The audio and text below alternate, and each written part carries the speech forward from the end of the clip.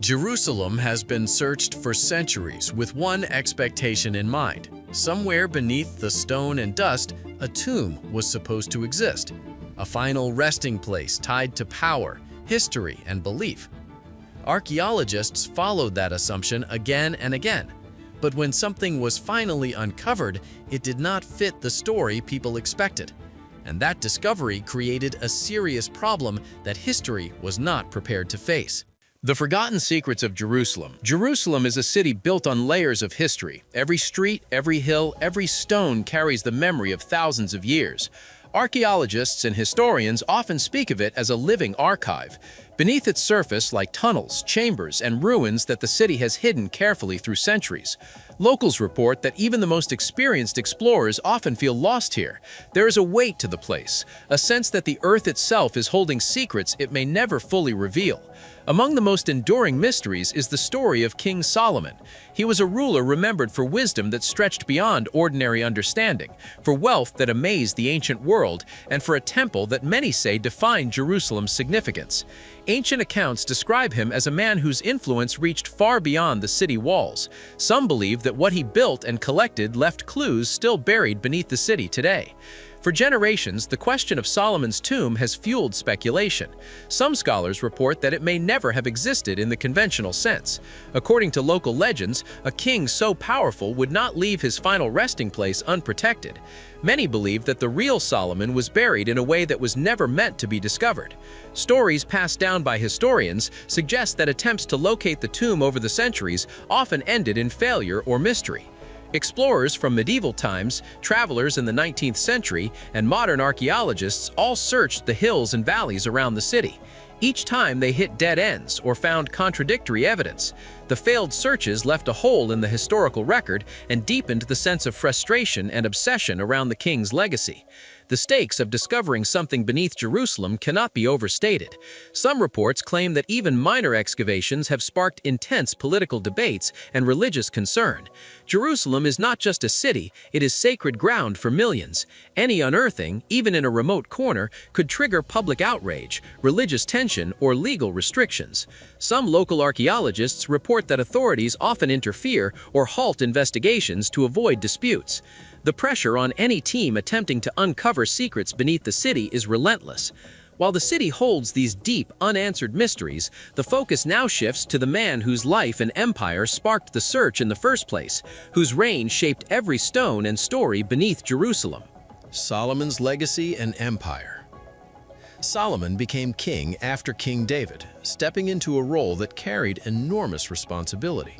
According to some reports, he was barely a teenager when he took the throne, inheriting a kingdom still recovering from years of conflict. Experts say that despite his youth, Solomon quickly established control over Jerusalem and expanded the city's influence. Locals report that his reign was unlike any that came before, not only because of wealth, but because of the scale of the projects he initiated and the ambition behind every decision. During his rule, Solomon is said to have built an empire that stretched far beyond the immediate borders of Jerusalem. According to historical reconstructions, he established trade networks that reached distant lands, importing gold, ivory, spices, and exotic animals. Some believe ships sailed as far as Africa and India, bringing treasures that were unmatched in the ancient world. Reports suggest that his influence was felt not just through commerce, but through careful diplomacy. Tribes and neighboring kingdoms reportedly acknowledged his authority, sending ambassadors to secure alliances and ensure peace. One of the crowning achievements of his reign was the First Temple. Archaeologists report that the construction involved massive cedar beams imported from Lebanon, gold panels that captured sunlight, and stonework so precise that mortar was barely necessary. Some specialists believe the techniques used were ahead of their time, combining engineering skill with religious symbolism. The temple was more than a building. It became a central hub of Solomon's influence, a statement of power and wealth designed to impress both locals and visitors. Solomon's international connections added to his renown. The Queen of Sheba reportedly traveled with large caravans carrying gold, spices, and riddles meant to test his wisdom. Unverified reports suggest she left the city astonished not just by his wealth, but by his ability to answer questions that seemed unsolvable. His trade routes, stretching from the Mediterranean to the Red Sea and beyond, brought wealth that some historians believe was unprecedented for the era. Control over resources like the Timna Valley copper mines is reported to have been another source of hidden wealth. Excavations in the area show evidence of large-scale mining operations, hinting at resources that could easily be diverted, stored, or concealed. Some believe that these riches were part of Solomon's long-term plan to secure assets far beyond what any ruler of his time could imagine. Solomon's fame made him larger than life. Reports suggest that even centuries later, his reputation fueled curiosity, greed, and obsession. Traders, scholars, and kings all sought to understand the man and his kingdom. Despite this, no one can confirm the exact locations of his treasures or the final resting place of his most valuable possessions. The question remains, with all his influence, wealth, and reach, where did Solomon go when he died, and what did he leave behind for history to find? His empire and wealth laid the foundations for centuries of intrigue, but as the centuries passed, the answers became hidden, scattered, and fiercely guarded, setting the stage for the modern search that would uncover something far beyond expectations. The relentless quest of Mazar. For centuries, explorers chased Solomon's tomb across Jerusalem, often failing against impossible odds. Medieval knights reportedly dug under the Temple Mount, convinced the king lay below, while 19th-century explorers scoured the hills of Judea, following maps and rumors that were incomplete or misleading. Generations of searchers faced traps, collapsed tunnels, and dead ends. Scholars debated whether the tomb was ever real, and local legends whispered of caves and chambers sealed by those who feared what Solomon's wealth or knowledge might reveal. Political tensions, sacred sites, and unstable terrain made the task even more dangerous. For decades, the mystery seemed impossible. Then, in the late 19th century and early 2000s, Mazar emerged as a force determined to confront that impossible mystery. According to reports, she approached Jerusalem not just as an archaeologist, but as a detective of history. She pored over biblical texts, looking for references that could point to hidden structures. The major thing is that the Bible is part of our historical sources to be used and restudied and re-examined again and again. Every verse mentioning King Solomon's temple, palace, or administrative centers became a clue in her mind. Some experts report that she believed the Bible held practical information about locations, layouts, and constructions that modern maps could not reveal. Mazar focused on the city of David, the oldest part of Jerusalem, where layers of history accumulated like sediment. She hypothesized that if Solomon's tomb existed, it would be near the structures he built or areas he controlled. Her team studied inscriptions, artifacts, and terrain carefully, combining textual evidence with physical observation.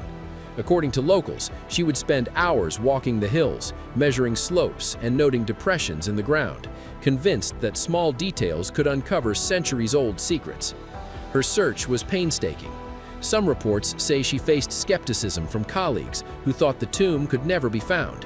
Funding was limited, and excavation permits were difficult to obtain in politically sensitive areas. Yet Mazar persisted, believing that Jerusalem still held its secrets for those willing to look deeply. In 2005, her work culminated in the discovery of a large, previously unknown structure beneath the city of David. Although she did not find Solomon's tomb, according to archaeological reports, the structure contained massive walls, ancient fortifications, and artifacts from the First Temple period. Mazar's discovery was groundbreaking. It showed that Jerusalem still held hidden history and gave modern archaeologists renewed confidence that the city's secrets had not all been unearthed. Her pursuit proved that the search for Solomon's tomb was not a dead end. It also demonstrated how meticulous research, combining biblical study with excavation, could lead to remarkable discoveries. Mazar did not uncover a king's resting place, but she revealed a layer of history that had been lost for millennia, setting the stage for the modern investigations that would follow. Mazar's work reignited hope and guided modern teams, who now approach Jerusalem armed with new technology and renewed determination to explore what her discovery had suggested might still lie hidden. Modern archaeology and the hidden clues. Inspired by Eilat Mazar's findings, modern researchers were determined to push further. Among them was Dr. Emily Carter, an archaeologist known for her meticulous study of ancient records and her patience in tracing faint clues that others overlooked. According to reports, Carter spent months in Jerusalem's dusty archives, poring over fragile documents that had been ignored for centuries. She focused on texts that contained administrative and tax records, hoping they might reveal hints of hidden structures. Her perseverance paid off. Buried within faded Hebrew scripts, she discovered references to a location near the city of David that seemed deliberately left unrecorded. Some believe the scribes intended to hide this place from prying eyes, while others argue it was simply lost to the chaos of time. Whatever the reason, Carter recognized a pattern.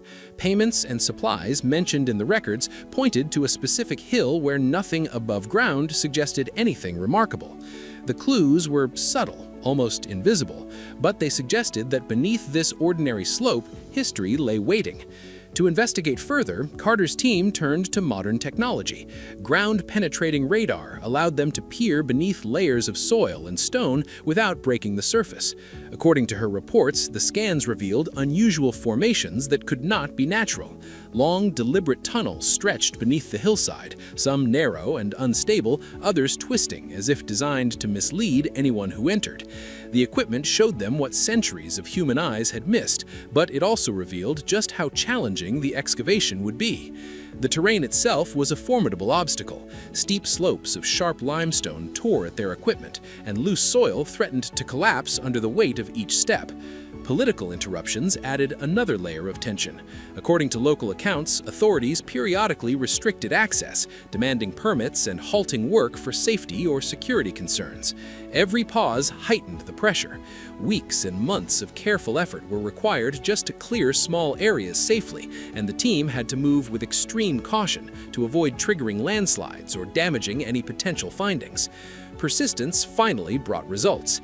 After a heavy rainstorm, a shallow depression appeared in the hillside, previously invisible to the naked eye. Some team members reported feeling an instinctive tension, as if the ground itself held its breath. The depression aligned perfectly with the indications from the archives and radar scans. According to Carter, it was the first visible sign that they were on the right track, a confirmation that centuries-old secrets had survived through deliberate concealment. The depression marked the entrance to a system of tunnels that were more than just passageways. Preliminary observations suggested they were engineered to mislead, with dead ends and carefully planned obstacles. Some reports indicate that even minor mistakes could destroy fragile sections of the tunnels or erase evidence hidden for thousands of years. Every step into the hillside required focus, courage, and a willingness to face the unknown.